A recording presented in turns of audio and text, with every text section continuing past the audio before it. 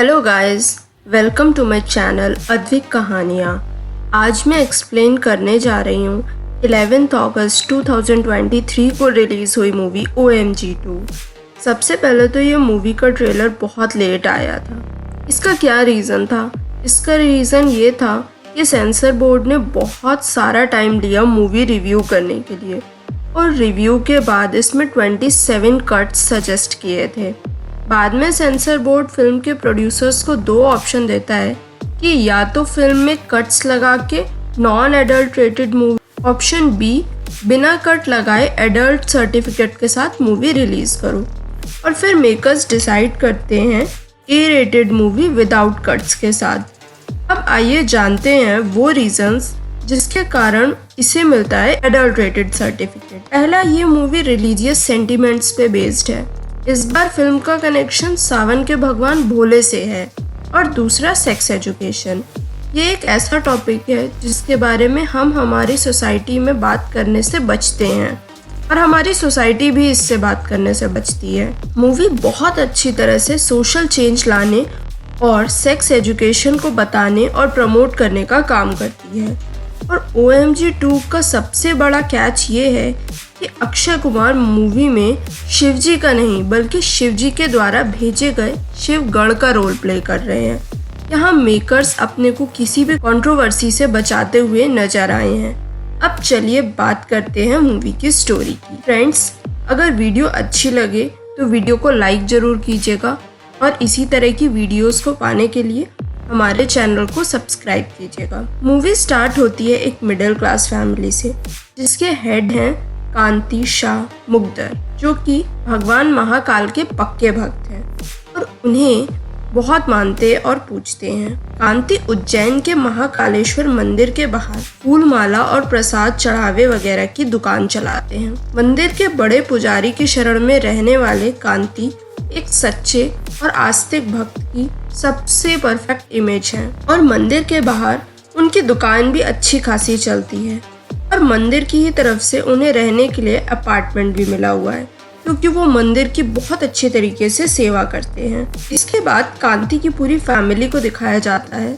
जिसमें घर में पत्नी, एक बेटा और एक बेटी है, जिसमें बेटे का नाम विवेक है तो बेटी का नाम दमयंती है, जिसे प्यार से सब दम्मू कह रहे हैं। कांति की बेटी एक छोटे से स्कूल में पढ़ती है पर उसका बेटा विवेक एक इंग्लिश इंटरनेशनल स्कूल में पढ़ता है। अब स्कूल चाहे जैसा भी हो, उसके टीचर्स और बच्चे कैसे हैं ये डिसाइड करता है कि स्कूल कैसा है। एक दिन कांति की दुकान में अनजान बैग मिलता है जो कांति अपने घर को लेके चला आता है कि अगर कभी कोई मांगेगा तो वो उसे वापस कर देगा।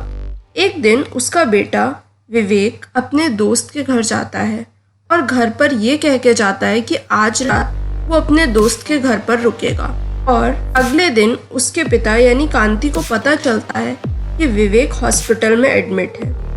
ये बात सुनने के बाद कांति तुरंत हॉस्पिटल जाता है, वहाँ पर विवेक से मिलता है, जिसके बाद कांति डॉक्टर से मिलता है। डॉक्टर पहले तो कुछ उल्टी सीधी बातें बताता है जो कांति को बिल्कुल भी नहीं समझ आती। फिर डॉक्टर कांति को वियाग्रा की टैबलेट दिखाकर बताता है कि विवेक ने ये गोलियां खाई थी, वो भी एक नहीं, दो नहीं बल्कि 3, और रात भर मास्टरबेट कर रहा था जब तक वो बेहोश नहीं हो गया। और फिर उसका दोस्त उसे लेके हॉस्पिटल आया है। पहले तो कांति को कुछ समझ नहीं आया था, लेकिन जब डॉक्टर ने साफ शब्दों में बताया तब कांति को समझ आ गया था और उसे विवेक पे बहुत गुस्सा आ रहा था। अब वो विवेक को बहुत चिल्लाता है क्योंकि कांति की नज़रों में ये सब पाप है। लेकिन सबसे इम्पोर्टेंट पॉइंट ये है कि आखिर विवेक ये सब कर क्यों रहा था। डॉक्टर कांति से कहते हैं कि अब आप विवेक से बहुत आराम से बात कीजिएगा क्योंकि आपको भी पता है वो क्या कर रहा था। उससे बहुत शेम और गिल्ट फील होगी और गिल्टी के कारण बच्चे कुछ भी कर लेते हैं, तो इसलिए स्ट्रिक्टली नहीं बहुत प्यार से पेश आइएगा। सबके पूछने पर कि विवेक को क्या हुआ है, पिताजी शर्म के मारे झूठ बोल देते हैं कि विवेक रात भर पढ़ने के चक्कर में उसे चक्कर आ गए। अगले दिन कांति विवेक के एक दोस्त से बात करता है और सच सच पूछते हैं कि बात क्या थी। दोस्त बताता है कि स्कूल में एक सालसा डांस कंपटीशन होने वाला था जिसकी तैयारी विवेक कर रहा था। वो बताता है कि डांस कंपटीशन में विवेक की पार्टनर एक लड़की सोफी हुआ करती थी और लीड रोल में डांस कर रहे थे दोनों। वे बहुत अच्छा डांस कर रहे थे, लेकिन कुछ दोस्तों को ये बिल्कुल अच्छा नहीं लगा था। तो उसका एक दोस्त विवेक की जगह सोफी के साथ डांस करने लगा और विवेक को अलग कर दिया गया। इसके बाद उसके दोस्त बाथरूम में उसका बहुत मजाक उड़ाते हैं और सबसे बड़ा मजाक उसके साइज़ को लेकर कि वो छोटा होने के कारण उसे कोई लड़की भाव नहीं देती। और वो बताता है कि उसके दोस्त उसे मास्टरबेट करने को कहते हैं जिससे साइज़ बड़ा हो जाएगा। ये बात विवेक के दिमाग में बैठ जाती है और वो रात भर साइज़ बड़ा करने के उपाय इंटरनेट पे सर्च करता है और वो अपने दोस्त को बताता है कि ये तो बहुत बड़ा इशू है, आज सोफ़ी गई है, कल कोई और चला जाएगा। वो अपने बायोलॉजी टीचर से भी जाके बात करता है, तो टीचर उसे बेशरम कह के रफा दफा कर देते हैं। एक दिन वो एक स्टॉल देखता है जहाँ साइज़ बड़ा करने की दवा बेची जा रही थी। एक नहीं, दो नहीं, 10 बॉटल ख़त्म कर देता है, लेकिन कोई सफलता प्राप्त नहीं होती है। वो एक स्पेशलिस्ट के पास जाता है और चेकअप के बाद स्पेशलिस्ट उसे बताता है कि तुम बहुत कमज़ोर हो और दवा देता है और विवेक दवा खाने और लगाने में लग जाता है, लेकिन कुछ फ़ायदा नहीं हुआ और उसकी टेंशन दिन पर दिन बढ़ती जा रही थी। वो एक मेडिकल स्टोर से वियाग्रा की टैबलेट ले आया। जब एक टैबलेट से असर नहीं हुआ तो उसने 2 टैबलेट और खा ली और उसके बाद उसे डॉक्टर के पास ले जाना पड़ा। कांति विवेक को घर जाकर बहुत डांटता है और कहता है कि कितनी मुश्किल से इतने बड़े स्कूल में एडमिशन करवाया था, लेकिन तुम ये सब काम कर कर हमारी इज्जत मिट्टी में मिला रहे हो। कांति विवेक को कसम दिलाने को कहता है और कहता है कि आगे से वो ये नहीं करेगा, लेकिन विवेक बताता है कि उसने पहले भी ये कसम खाई है, लेकिन अब ये कसम चूल्हे में भस्म हो जाती है। कांति सोचता है कि स्कूल जाने से लाइफ नॉर्मल हो जाएगी, लेकिन ऐसा नहीं होता है, बल्कि उसे प्रिंसिपल सर बुला लेते हैं। प्रिंसिपल सर कांति को एक वीडियो दिखाते हैं जिसमें विवेक स्कूल के बाथरूम में मास्टरबेट कर रहा है। प्रिंसिपल सर कहते हैं अब आपका बेटा इस स्कूल में नहीं पढ़ सकता और हम उसे स्कूल से निकाल रहे हैं। कांति हाथ जोड़कर प्रार्थना करता है कि वह ऐसा ना करे, लेकिन कोई उसकी बात नहीं सुनता है। मंदिर के पुजारी, जो कि प्रिंसिपल के बहुत अच्छे मित्र हैं, उन्होंने ही विवेक का एडमिशन सोर्स लगा के इतने बड़े स्कूल में कराया होता है। पुजारी कांति से कहता है कि आपके बेटे ने तो बहुत शर्मनाक हरकत स्कूल जैसे मंदिर में की है, इसलिए अब ये बात जब तक शांत नहीं हो जाती तब तक आप लोग कहीं और रहने चले जाइए। लेकिन धीरे धीरे विवेक का वीडियो पूरे शहर में वायरल हो जाता है और अब उसके पड़ोसी भी उसका मजाक बनाने लगते हैं। ये वीडियो उसके घर तक भी पहुंच जाता है और अब उसकी फैमिली किसी को मुंह दिखाने लायक नहीं रह जाती है। और कांति को सबसे ज़्यादा गुस्सा इसलिए आता है क्योंकि उसकी इमेज एक सच्चे, श्रद्धा और आस्था वाले इंसान की है। कांति महादेव से प्रार्थना करता है कि महादेव, आपने बिना मांगे सब कुछ दिया है, फिर मेरे बच्चे का भविष्य अंधकार में क्यों जा रहा है, और अब आप ही आकर कोई राह दिखाइए। महाराज विवेक की रक्षा कीजिए। और भोले बाबा कांति की बात सुन लेते हैं और अपने दूत को कांति की मदद के लिए धरती पर भेजते हैं।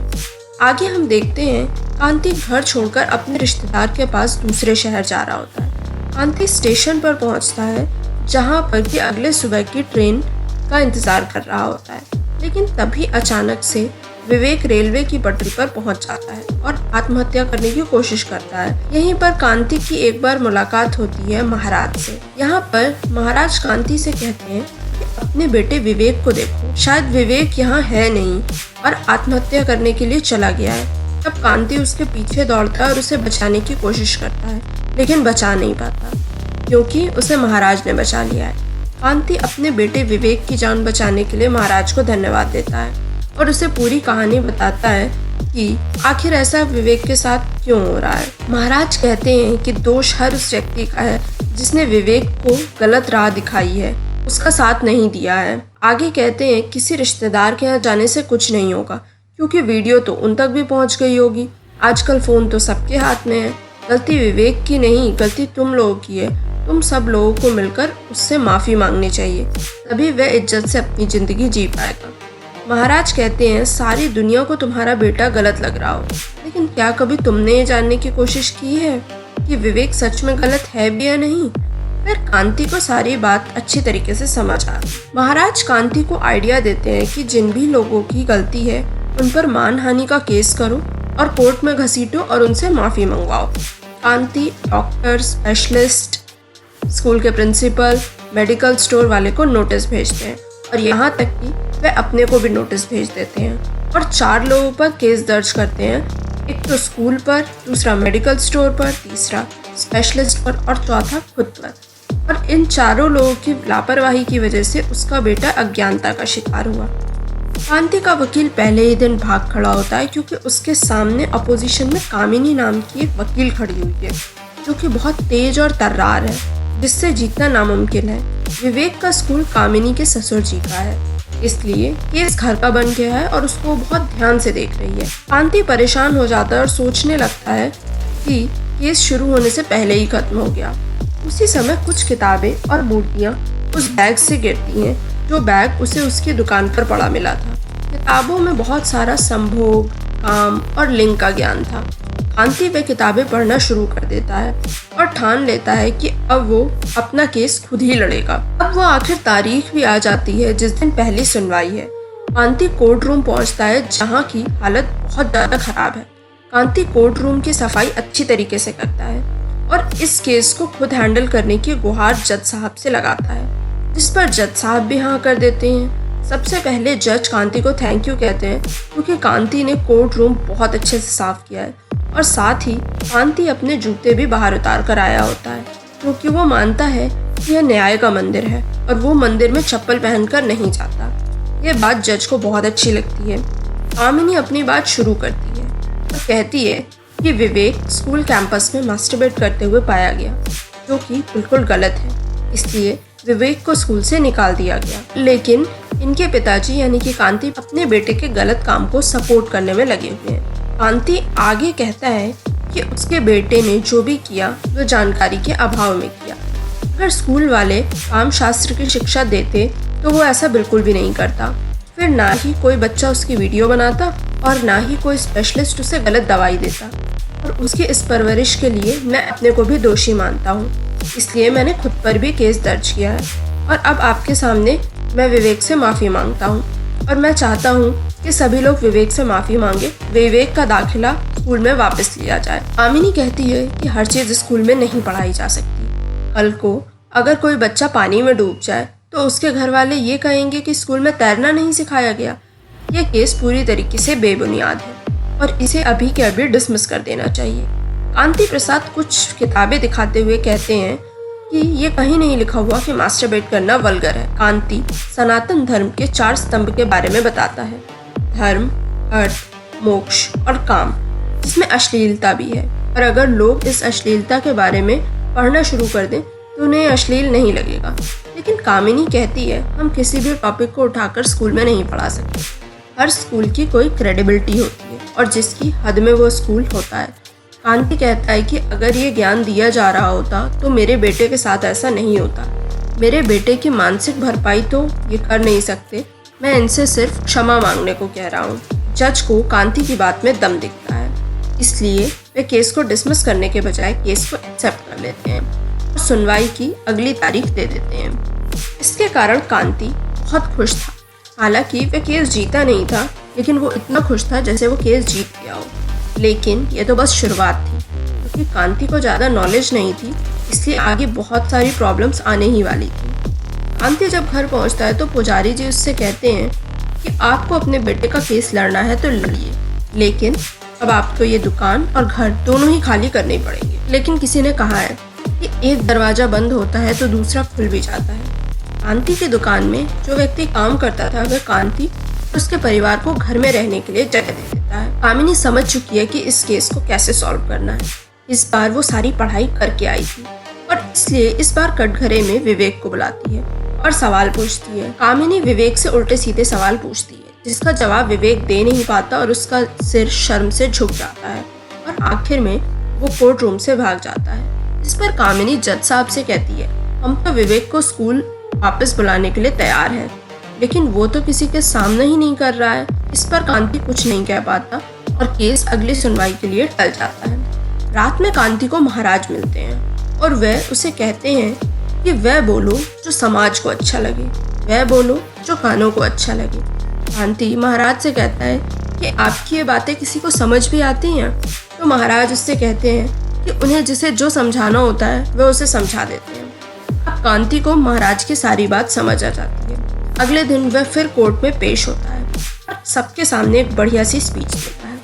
कांति को पहले से ही इस बात का आइडिया लग गया था कि कामिनी अब उसकी वाइफ और बेटी को भी कटघरे में जरूर पेश करेगी। कामिनी अब दम्मू को कटघरे में बुलाती है और उससे उसके भाई की वीडियो दिखाकर पूछती है कि तुम्हारा भाई क्या कर रहा है। इस पर दम्मू जवाब देती है कि ये मास्टरबेशन कर रहा है। कामिनी को ऐसा लगा था कि दम्मू इस बात का जवाब नहीं दे पाएगी और इससे साबित हो जाएगा कि वह और उसका परिवार गलत कर रहा है। अब कामिनी कुछ सवाल उसकी वाइफ से भी पूछती है जिसका वह बखूबी जवाब दे देती है। और अब कामिनी एक लेडी को कटघरे में पेश करती है जो एक्चुअल में एक प्रोस्टिट्यूट है और यहाँ पर वो सभी को बताती है कि इनका बच्चा भी हमारे स्कूल में ही पढ़ रहा है। कामिनी कहती है कि हमारा स्कूल एक सेक्स वर्कर के बच्चे को भी अपने स्कूल में पढ़ाता है और अगर स्कूल ने अगर बच्चों के हित में एक डिसिप्लिनरी एक्शन लिया है तो क्या गलत किया है। इस पर कांति के पास कोई जवाब नहीं होता और केस अगली तारीख के लिए शिफ्ट हो जाता है। और फिर अगले दिन कांति की मुलाकात होती है महाराज से और यहाँ पर महाराज बताते हैं कि पूछोगे तभी तो जवाब मिलेगा। सवाल किया तो सवाल है, सवाल के बाद फिर जवाब है, जवाब के बाद फिर सवाल है, सवाल से जवाब निकलता है और जवाब से ही सवाल। सारा जवाब सवाल में होता है। और इस बात को कांति समझते हुए उस प्रोस्टिट्यूट को दोबारा कोर्ट में बुलाता है और कटघरे में सवाल पूछता है। कांति उनसे कहता है कि जो लोग आपके पास आते हैं वो क्यों आते हैं। वो लेडी जवाब देती है कि अपनी भूख मिटाने। इस पर कांति कहता है कि वे तो अपनी भूख मिटाकर चले जाते हैं, तुम्हें कैसा लगता है, क्या तुम्हें अच्छा लगता है। इस बात पर वो औरत जवाब देती है कि उसे बिल्कुल अच्छा नहीं लगता और कहती है कि कुछ लोग नाचने के लिए आते हैं, कुछ लोग उल्टा सीधा काम करने के लिए और कुछ नहीं कर पाते तो सामने बैठकर रोने लगते हैं। कांति आगे सवाल करता है और पूछता है आप अपने बच्चे को कहाँ देखना चाहेंगी, लोगों की भीड़ में जो आपके पास आते हैं या पढ़े लिखे कामशास्त्र के जानकार जो अपनी प्रेमिका या बीवी के शरीर का सम्मान करें। तो औरत कांति की दूसरी बात को सपोर्ट करती है। कांति आगे कहता है कि स्कूल का काम ये सब सिखाना है। जब वे जानवरों का प्रजनन सिखा सकते हैं तो इंसानों के में क्या दिक्कत है। कामिनी कहती है कि ये सब पढ़ाने में बहुत भद्दा लगेगा और वह कांति से कहती है कि अगर आपके पास कोई ऐसा तरीका है जो सबके सामने पढ़ाया जा सके और बिल्कुल भी अश्लील ना हो तो वो बताइए, नहीं तो अपना केस वापस ले लीजिए। कांति को फिर से महाराज मिलते हैं और कांति को हिंट देते हुए कहते हैं कि बात को दबाओ मत, खुलकर कहो। सत्य हमेशा नग्न होता है और उसे कहने में कोई शर्म नहीं आनी चाहिए। अगली हियरिंग पे कांति प्रसाद एक बॉडी पार्ट का चार्ट लेकर कोर्ट में पेश होता है और कहता है हम इसकी मदद से पढ़ा सकते हैं। बच्चा जब पैदा होता है तब रजिस्टर में सबसे पहला उसका लिंग लिखा जाता है। जन्म प्रमाण पत्र से लेकर मृत्यु प्रमाण पत्र तक उसकी पहचान होती है उसका लिंग। और इसी पहचान की बात करने में हमें शर्म आती है। कामिनी कहती है कि हम इस तरीके से शर्म लिहाज छोड़कर ये सब खुलकर नहीं पढ़ा सकते। अगर ऐसा हम करेंगे तो समाज अश्लील हो जाएगा। कांति कुछ फैक्ट्स के साथ अपनी बात सामने रखता है और इन सब बातों के बाद कामिनी के पास कोई जवाब नहीं होता और फैसले की तारीख घोषित कर दी जाती है। पूरी दुनिया के लोग दो भागों में विभाजित हो गए हैं। कुछ लोग हैं जो इस बात को सपोर्ट कर रहे हैं और वो कह रहे हैं कि हमारे एजुकेशन सिस्टम में ये सब पढ़ाया जाना चाहिए, लेकिन कुछ लोग ऐसे हैं जो इसका पूरी तरीके से विरोध कर रहे हैं। और दूसरी तरह वाले लोग कांति प्रसाद के घर के बाहर धरना दे रहे हैं। मंदिर के पुजारी और उनकी बेटी कांति का एक टीवी में आ रहा इंटरव्यू देख रहे होते हैं जिसमें कांति बोलता है कि हमें अपने बच्चों को बताना होगा कि गुड टच और बैड टच में क्या अंतर है और सभी बच्चों को अपने माता पिता से इस विषय पर खुलकर बात करनी चाहिए। आगे कांति के घर में एक पुलिस ऑफिसर आते हैं और बताते हैं कि कांति के नाम पर कई सारे केस दर्ज हो चुके हैं और पता नहीं कितने केस और दर्ज होंगे। इसलिए आप खुद ही समझदार हैं और सोच लीजिए कि आगे क्या करना है। और वैसे भी स्कूल वाले तो आपको छोड़ेंगे नहीं। कांति थोड़ा डर जाता है और वो बात करने के लिए स्कूल के प्रिंसिपल से मिलता है। वहाँ सभी लोग होते हैं जिन पर कांति ने केस किया था। कांति को पुजारी 1 करोड़ का चेक देते हुए कहते हैं कि हम सब तुम्हारे बेटे का भला चाहते हैं। स्कूल चाहता है कि तुम कोर्ट के सामने जाकर सॉरी बोलो और अपना केस वापस ले लो। कांति अब थोड़ा परेशान है क्योंकि वो सोच रहा है कि जिन लोगों ने उस पर केस किया है वह उनसे कैसे निपटेगा। इस कारण से उसका घर दुकान सब चला गया और आखिर बेटा भी तो नाराज ही चल रहा है क्योंकि केस होने के कारण उसकी बहुत बदनामी हुई है। यह सोचकर कांति को सिर्फ एक ही उपाय नजर आता है और वो समझौते को मानकर 1 करोड़ ले लेता है। और अब हम आगे देखते हैं कि जब कांति प्रसाद अपने घर जा रहा है तो उसकी ट्रक से टक्कर हो जाती है और वो बेहोश हो जाता है। और जब उसे अस्पताल में होश आता है तब उसे सुनाई दे रहा है कि बाहर सब रो रहे हैं। तभी वहाँ पर महाराज आते हैं और वो कहते हैं कि अब तुम मर चुके हो। जब तुमने सब कुछ शिव पर छोड़ दिया था तो तुमने अपनी बुद्धि क्यों चलाई? तुमसे कहा था कि रख विश्वास, तू शिव का दास है तू। तुमने अपनी बुद्धि क्यों चलाई? और महाराज कहते हैं कि वो तुम्हारी एक आवाज़ पर आ गए थे। अब कांति को कुछ नहीं समझ आ रहा होता है कि आखिर महाराज हैं कौन। तभी वहाँ महाराज अपने असली रूप में प्रकट होते हैं और वो बिल्कुल महादेव जैसे दिख रहे होते हैं। कांति उनसे पूछता है कि आप दोनों एक जैसे कैसे दिख सकते हैं? तब महाराज जवाब देते हैं कि शिव और भक्त शिवगण दोनों एक जैसे दिखते हैं। तुम में भी मेरा ही अंश है और जो व्यक्ति सत्य को निर्भय तरीके से कहता है वही शिव की वाणी हो जाती है और तुम देव का रूप धारण कर लेते हो। कांति प्रसाद को दर्शन के बाद सारी इंद्रियां खुल जाती हैं। महाराज के पैर पकड़कर माफ़ी मांगने लग जाता है कि उससे बहुत बड़ी भूल हुई है। महाराज कांति को एक वीडियो दिखाते हैं जिसमें कामिनी जज को बता रही है कि कांति प्रसाद ने ये सब पैसों के लिए किया है, ये सिर्फ उसका लालच है। अब कांति प्रसाद को ऐसा लग रहा है कि सब कुछ खत्म हो गया है। महाराज आगे कहते हैं कि नहीं, अभी भी बहुत कुछ बचा है और बहुत कुछ अच्छा भी हुआ है। अभी हम देखते हैं कि पुजारी की बेटी उन्हें बता रही है कि उसके मामा उसे इधर उधर टच और किस करते हैं।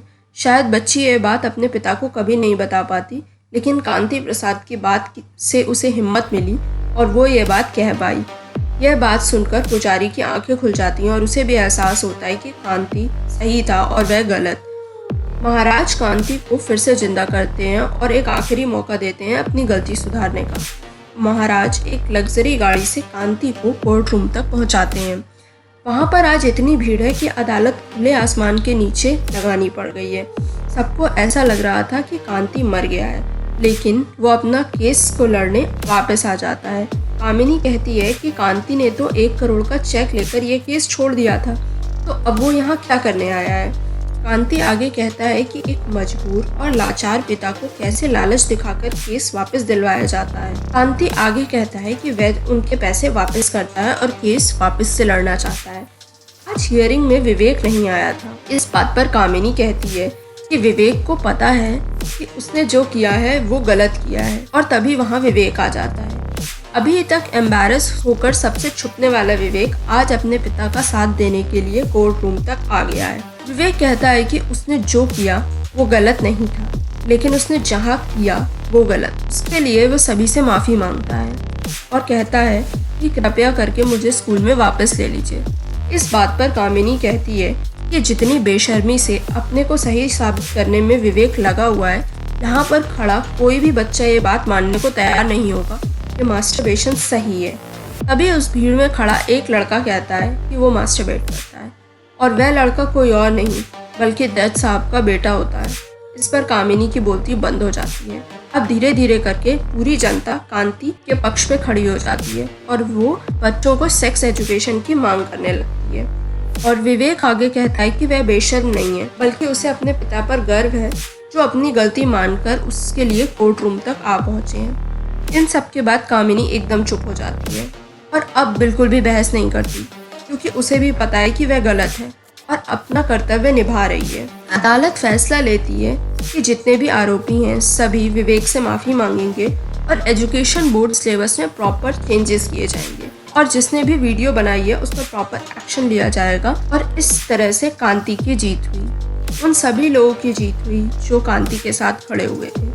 जितने लोगों पर इल्ज़ाम लगा था उन सभी ने विवेक से और उसके परिवार से माफ़ी मांगी। और इस तरीके से कहानी खत्म हो जाती है। अब बात करते हैं हम मूवी के रिव्यू के बारे में। सबसे पहले तो ये मूवी अपना मैसेज देने में पूरी तरीके से सक्सेसफुल होती है। ये मूवी अक्षय कुमार की नहीं है, जबकि मूवी में अक्षय कुमार ने एक कैमियो रोल प्ले किया है। अक्षय कुमार की एक्टिंग बहुत लाजवाब है और अक्षय पाजी जब भी स्क्रीन पर आते हैं धूम मचा ही देते हैं।